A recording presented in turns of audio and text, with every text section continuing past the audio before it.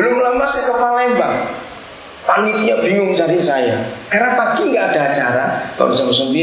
Saya jam 7 sudah keluar, naik becak sampai 3 becak ganti-ganti, nggak ada tujuan, tak kelilingi tok. Saya kasih lebih sambil saya ngomong. Mereka senangnya luar biasa. Saya mau berkata, mungkin kita nggak ketemu lagi, ada pasti ketemu. Tapi saya titip satu nama ini. Ada Yesus, Isa di kitab suci Bapak. Jadi Tuhan kata semua orang, sebut namanya. Mungkin kita ketemu. Saya menggunakan prinsip Paulus. Kita menabur, Apolos yang nyiram, Tuhan yang numbuhkan, nanti orang lain yang menuai.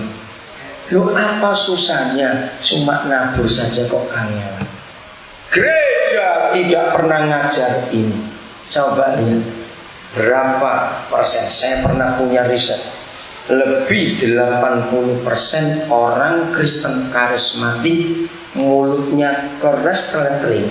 Kalau ngomong Yesus nggak bisa mangap, tapi kalau ngomongin tonggoni pinternya luar biasa. Jujur ya atau tidak?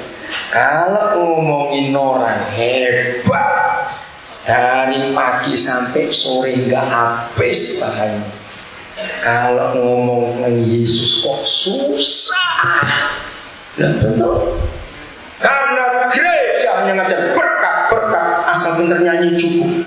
Itulah pelayanan. Ini berapa bulan ini saya keliling dari Madiun, Ponorogo, Tulungagung, Kediri.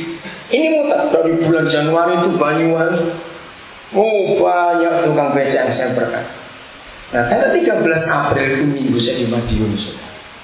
Itu pertama kali saya khotbah di GPD Jalan Bali, besok Buwodo.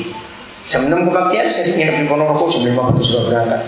Jam 9 di GUP, Cokoran Linoto. Nah, jadi jaraknya mepet.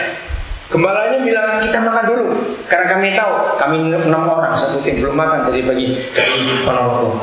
Nah, begitu saya keluar gereja, di halaman gereja ada satu anggota jemaat jualan sesuatu. Saya nggak lihat apa itu, tapi dalam kontainer plastik ada bungkusan kertas nasi coklat. Saya bilang, Om, sebentar ya, saya mau lihat itu. Ya, ini Pak Kembali senyum. Apa ini? Sego jotos. Sego jotos, itu bingung.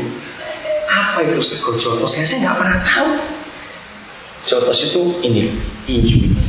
Jadi nasi yang sangat kepal-kepal. Oh, begitu. Isinya apa saja? Ada sambal goreng tempe, potongan dadar telur, dan sambal. Saudara, itu kan kabeh.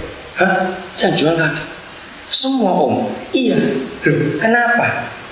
Kantong no 33 atau 44. Karena kalau setengah becak kasih sak kepel ya gak waras. Rasa jotos. Ini kok lucu sekarang maju ini.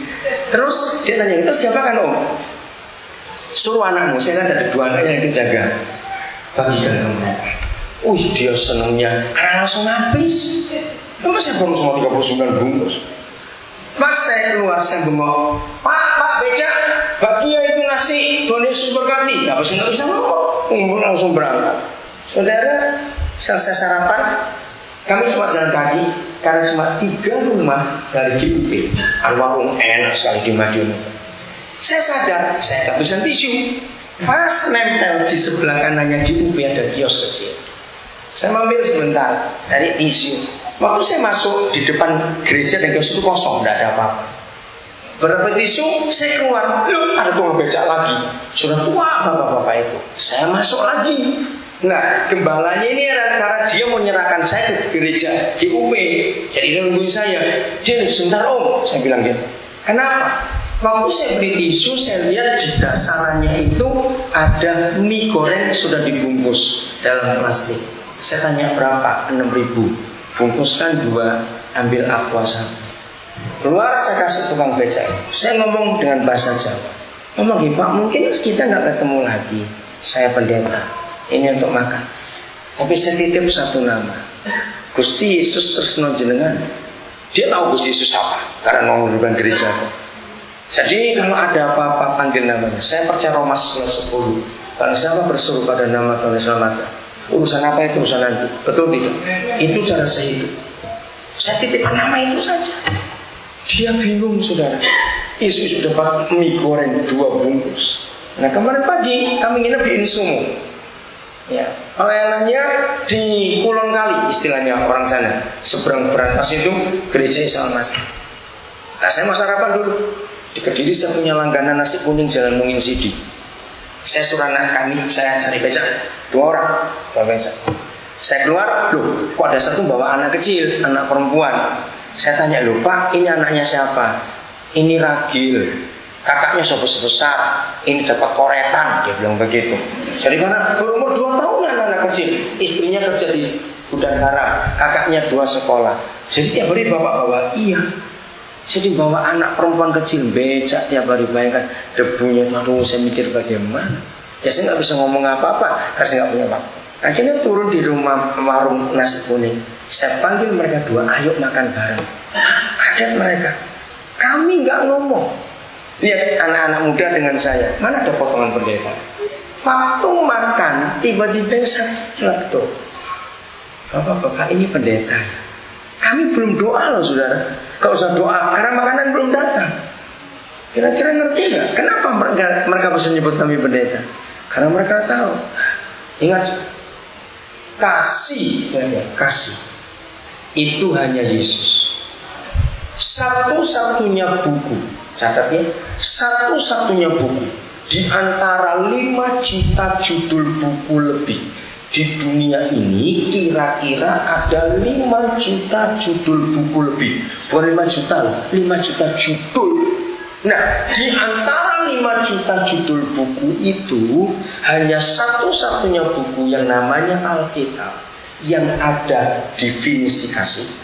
Itu 1 Korintus 13. Tidak ada buku apapun yang pernah menuliskan definisi kasih kecuali 1 Korintus 13. Dan yang kedua, Alkitab adalah satu-satunya buku yang menuliskan kasih itu siapa, bukan apa. Di 1 Yohanes 4 ayat 8. Coba renungkan uraian ini. Tuhan itu kasih, amin. Yesus itu kasih, Bapa kita itu kasih, bukan sifatnya loh. Baca baik-baik. Tuhan itu kasih, bukan Allah. Kalau Allah itu lain. Allah itu ada di Mekah dan tuannya orang Islam. Kembalikan pakaian.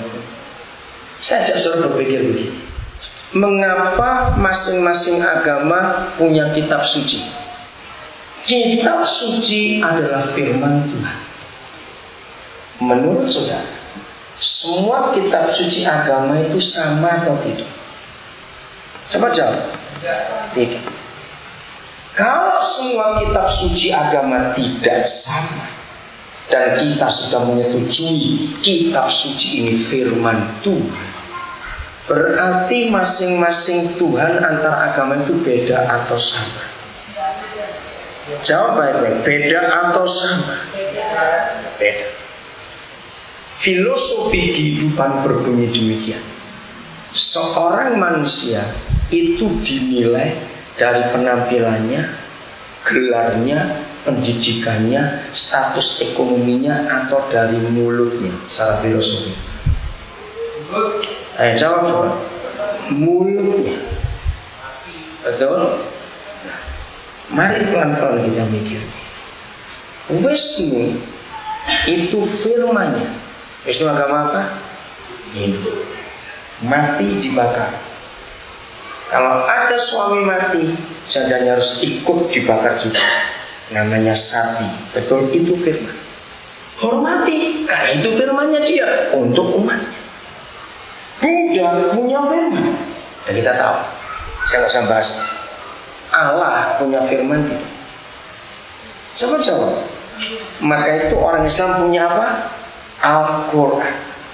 Siapa ingat? Salah satu aja firman Allah yang ingat. Salah satu. Allah berfirman pada umatnya, sebatas kamu mampu dan punya uang, boleh kawin lebih dari 1. Betul tidak? Lalu coba jawab.